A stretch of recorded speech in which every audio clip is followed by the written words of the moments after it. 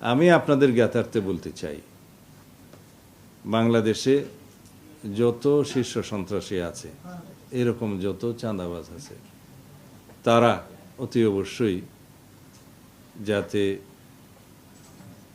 আইনের আওতায় আসে, ধৃত হয়, সেই ব্যবস্থা আমরা খুব দ্রুত নেব।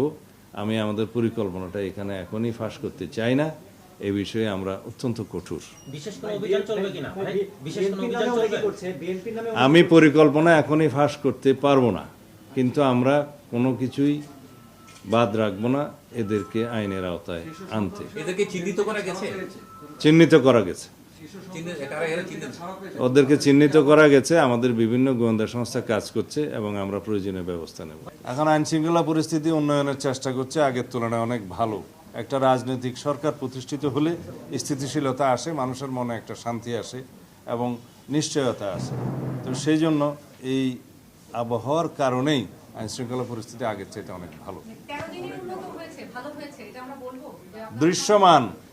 নরসিংদীতে একটা নৃশংস হত্যাকাণ্ড হয়েছে।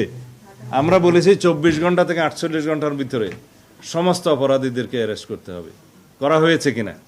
আরো 2-3টে এরকম ঘটনা হয়েছে, সবগুলোকে আমরা করেছি। আমরা ঘটনা কি ঘটবো তার আগে তো আমরা গণক নই যেটা জানবো, কিন্তু ঘটনা ঘটার পরে আমাদের দায়িত্ব আমরা পালন করছি কিনা সেটাই হচ্ছে মানুষের দেখার বিষয়। আমরা সেটা জনগণকে দেখাতে পেরেছি। আইন শৃঙ্খলা বাহিনী কতটা আন্তরিক, কতটা কঠোর, এই সমস্ত বিষয়ে সেটা আশা করি জনগণ ইতিমধ্যে বুঝতে পেরেছে। এবং আমি ইনস্ট্রাকশন দিয়েছি, আমাদের ইনভেস্টিগেশনের দায়িত্ব আমাদের। আমরা খুব দ্রুত ইনভেস্টিগেশনের মধ্য দিয়ে এটা আদালতে চার্জশিট দাখিল করব এবং দ্রুততম সময়ের মধ্যে একটা দৃষ্টান্তমূলক ব্যবস্থা, বিচারের ব্যবস্থা করা হবে। বিচারকগণ বিচার করবেন স্বাধীনভাবে। আমরা আমাদের তদন্ত কার্যক্রমটা আমরা সমাপ্ত করব নির্ধারিত সময়ের মধ্যে খুব দ্রুততার সাথে। এমন কোনো অপরাধী বাংলাদেশে আশা করি আর উৎসাহিত হবে না এরকম কর্মকাণ্ড করতে, যদি আমরা এই ব্যবস্থাগুলো নিতে পারি এবং দৃষ্টান্ত আমরা দেখাতে পারি, সেই ব্যবস্থাটা আমরা করতে পারি।